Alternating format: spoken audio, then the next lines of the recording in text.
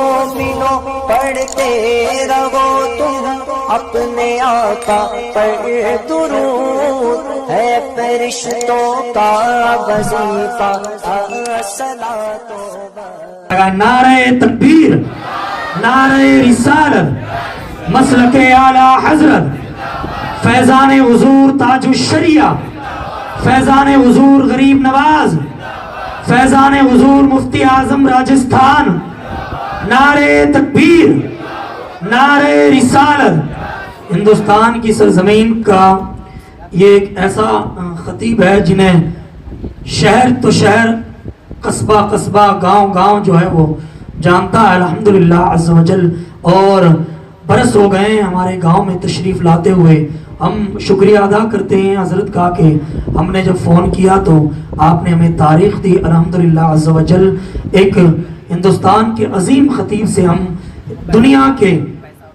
سب سے بڑے ولی سرکار غوث اعظم رضی اللہ تعالیٰ عنہ کی بارگاہ میں خراج عقیدت پیش کرتے ہیں، اور ان کے ذریعے ہم لو لگاتے ہیں کہ ہماری جو بھی پریشانیاں ہیں الحمدللہ اس محفل کے بعد میں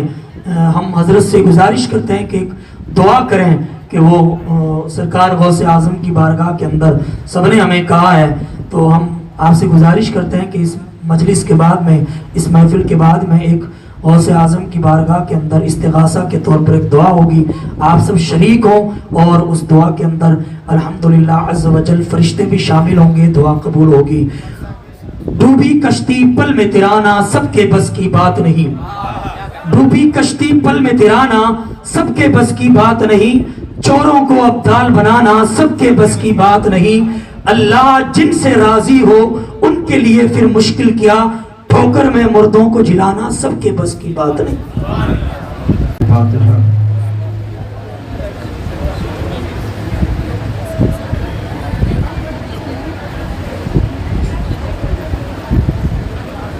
قال اللہ تبارک و تعالی فی شأن عظمت حبیبہ الکریم ان اللہ وملائکتہ یصلون علی النبی یا ایھا الذین آمنوا صلوا علیہ وسلموا تسلیما اللہم صل وسلم دائما ابدا علی حبیبک خیر خلق کلہم سبحان ربک رب العزة عما یصفون وسلام علی المرسلین والحمد للہ رب العالمین لا الہ الا اللہ محمد رسول اللہ صلی اللہ علیہ وسلم۔ الحمد للہ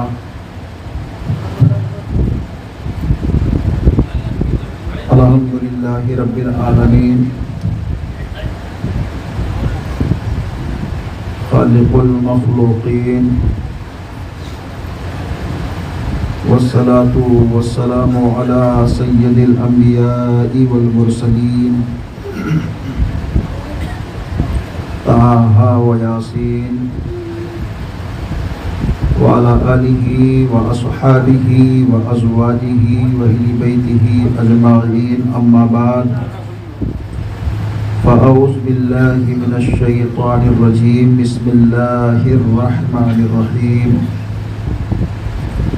وَكُونُوا مَعَ الصَّادِقِينَ صدق اللہ العظیم۔ رونق بزم علماء دین، ائمہ مساجد، حفاظ قرآن، جملہ سامعین و سامعات، حاضرین و حاضرات، السلام علیکم ورحمۃ اللہ وبرکاتہ۔ ہماری سادہ کر کے آواز بڑھا دیجیے۔ آئیے ہمارا مل کر آواز تیز کریے، سادہ کر کے آئیے ہمارا مل کر اپنی اور ساری کائنات کے مرکز عقیدت انیس الغریبین جان عالمین حضور رحمت للعالمین کے درباری پر حسین میں انتہائی ادب و احترام کے ساتھ درود پاک کی ڈالی کو عشق و محبت کی تھالی میں سجا کر حضور کی بارگاہ میں نظر کریں اور جی لگا کر پڑھیں اللہم صلی علی سیدنا مولانا محمد وسلم صلاۃ و سلام علیک یا حبیب اللہ صلی اللہ علیہ وآلہ وصحبہ وسلم۔ منا علینا ربنا اذ بعث محمدا ایدہ بایدہ ایدنا باحمدا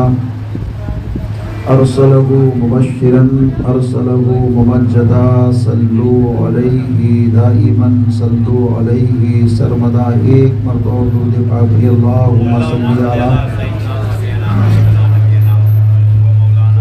مولانا محمد بارک وسلم صلاۃ و سلام علیک یا حبیب اللہ صلی اللہ علیہ وآلہ وصحبہ وسلم لي خمسة تطفي بها حر الوباء الحادمة المصطفى والمرتضى وبناهما والفاطمة غوث اعظم بمنی بے سرو ساما مدد قبلہ دی مدد کعبہ ایما مدد قادریم نارے یا غوث اعظم be زنم دمزہ Sheikh Ahmad Raza Khan Qutub Alam be زنم قادریم و چشتیم نارے یا مرشد بی زنم دمزہ شیخ شعیب الاولیاء و تاج الشریعہ و مفتی اعظم بی زنم نعمتیں بانٹتا جس سمت و ذیشان گیا آواز بڑھائی کیا ہوا سادہ کرو سادہ کرو نعمتیں بانٹتا جس سمت و ذیشان گیا ساتھ ہی منشی رحمت کا قلم دان گیا انہیں جانا انہیں مانا نہ رکھا غیر سے کام انہیں جانا انہیں مانا نہ رکھا غیر سے کام للہ الحمد میں دنیا سے مسلمان گیا لگتا ہے یہ عمارت ابھی نئی بنائی گئی ہے اور اس کے اندر غالباً پہلی مجلس ہے تھوڑا صحیح کیا تھا پھر گڑبڑ ہو گیا تھوڑا اور بڑھائیے جو پہلے جو تھا اور اس کے در و دیوار اور اس کے اندر کنکر پتھر جو بھی چیزیں لگی ہیں یہ سب چیزیں پہلے کہیں بکھری ہوئی تھی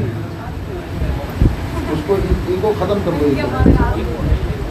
تو یہ آواز ہم کو نہیں چاہیے سادہ چلے گی ساری چیزیں پہلے بکھری ہوئی تھی یہ ڈھک ڈھک کی آواز ڈھول والی نہیں چاہیے سادی چاہیے بالکل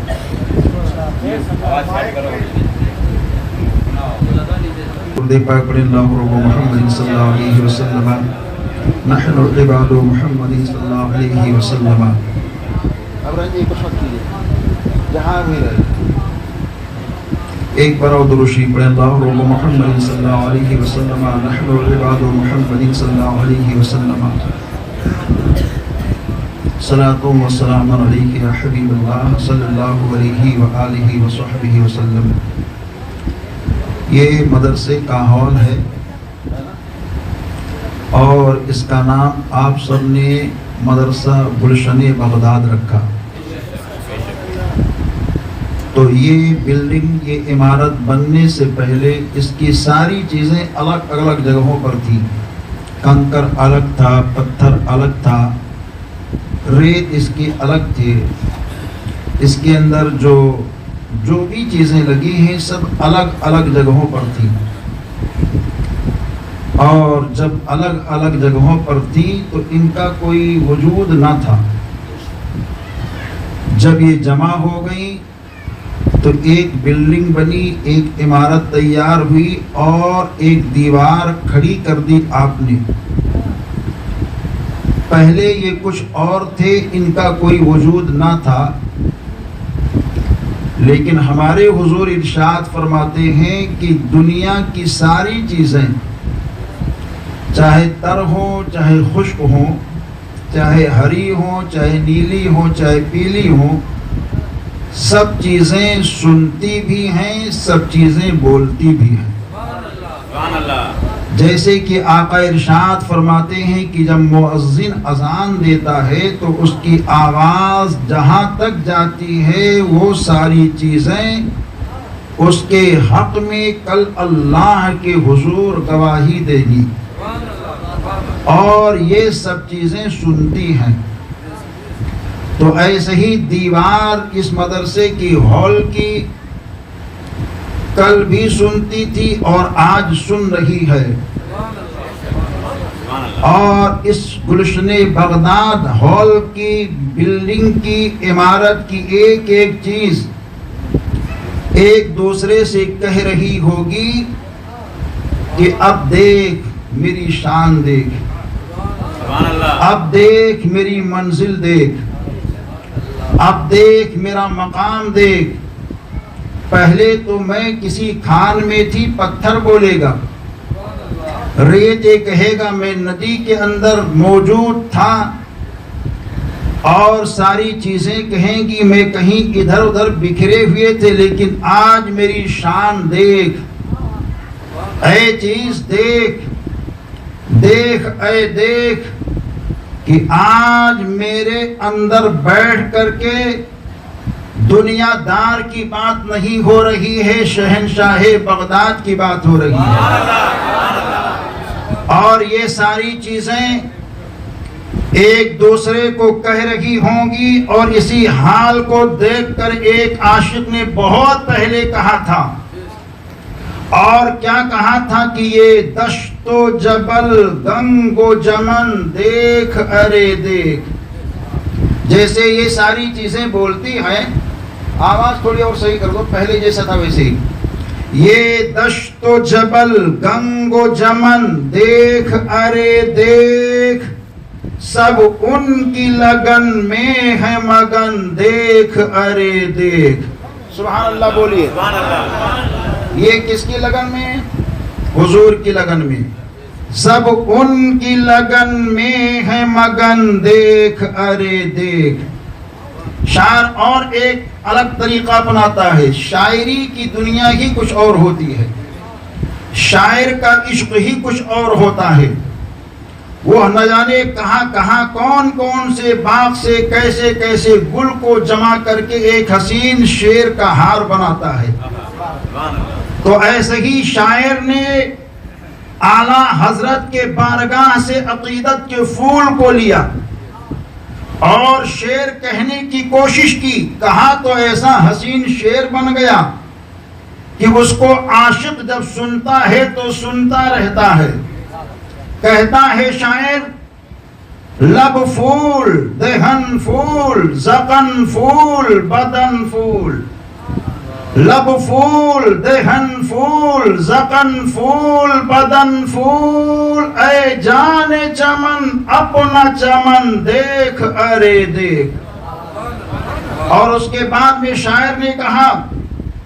بارگاہ اعلیٰ حضرت سے عقیدت کے پھول کو چنا اور کہتا ہے، واللہ جو مل جائے میرے گل کا پسینہ، واللہ جو مل جائے میرے گل کا پسینہ، مانگے نہ کبھی عطر دلہن دیکھ ارے دیکھ۔ یہ کس کے لیے کہا؟ نبی مختار کے لیے کہا، دونوں عالم کے سرکار کے لیے کہا، انیس کائنات کے لیے کہا کہ حضور کے جسم اطہر سے جب پسینہ نکلتا تھا تو خوشبو ہی خوشبو ہوتا تھا، اور اس خوشبو کی مہک میں صحابہ حضور کو تلاش لیا کرتے تھے۔ یہ کون ہے؟ وہ آقا ہیں جن کے صدقے میں اللہ نے ساری کائنات کو پیدا کیا،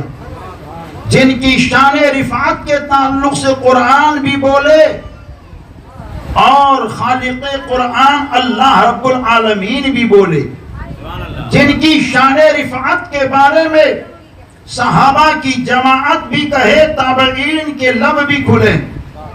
جن کی شان رفعت کے لیے محدثین مفسرین اولیاء کاملین کہتے رہے، اور جن کی شان رفعت کو بیان کرنے کے لیے کرب و بلا کی سرزمین پر آقا حسین نے اپنے سر کو کٹا دیا اور نامہ کے عظمت کو دکھا دیا اور دین اسلام کو بچا لیا، تو ان کی شان یہ ہے کہ ان کے جسم مقدس سے پسینہ نکلے تو خوشبو ہو، اور انہی کا جو مظہر بنتا ہے، جنہیں ہم پیرے پیرا کہتے ہیں، میرے میرا کہتے ہیں، شاہ جیلا کہتے ہیں، محبوب سبحانی کہتے ہیں، قطب ربانی کہتے ہیں، پیر لاسانی کہتے ہیں، شیخ عبد القادر غوث اعظم جیلانی کہتے ہیں، وہ غوث اعظم جن کی شان رفعت کے تعلق سے علماء یہ کہیں جب تک غوث اعظم ولی تھے، جب تک غوث اعظم غوث تھے، جب تک غوث اعظم قطب تھے، جب تک غوث اعظم ابدال تھے، جب تک غوث اعظم فرد الافراد تھے، ان کی شان کچھ اور تھی. لیکن جب فنا فی رسول اللہ ہو گئے، فنا فی رسول ہو گئے، تو ان کی شان بھی ایسی ہو گئی کہ جب راستے سے چلتے تھے تو گلیاں مہک جایا کرتی تھی، اور ان کے جسم مقدس سے جب پسینہ نکلتا تھا تو پسینے سے بھی خوشبو ہی خوشبو. یہ سرکار غوث اعظم پیرا میرے میرا شاہ جیلا کی شان ہے. ابھی آپ نے اپنے امام صاحب سے حضور پیرانے پیر غوث اعظم دستگیر کی بات اور کرامت کو سماعت کی. سرکار غوث اعظم اپنی ماں کے پیٹ میں ہیں. کون ماں؟ جن کا نام ام الخیر فاطمہ ثانی ہے، بڑی عابدہ زاہدہ متقیہ ہیں. آج ایک عورت حمل سے ہوتی ہے تو دوران حمل طرح طرح کی تکلیفیں ہوتی ہیں، طرح طرح کے معاملات ہوتے ہیں. حمل تو ایک وزن چیز ہے اور بہت دقتوں کا مرحلہ ہوتا ہے، لیکن آج ہمارے گھر میں کسی کو بخار آ جائے، نزلہ زکام ہو جائے، ہلکا سا درد ہو جائے تو ہم اپنے آپ کو ہر کام سے روک لیتے ہیں، یہاں تک کہ جو فعل اللہ نے ہم پر فرض کیا ہے جس کو نماز کہتے ہیں اس سے بھی دور ہو جاتے ہیں. مگر غوث اعظم کی ماں کو دیکھو، شیخ عبد القادر جیلانی کی ماں کو دیکھو،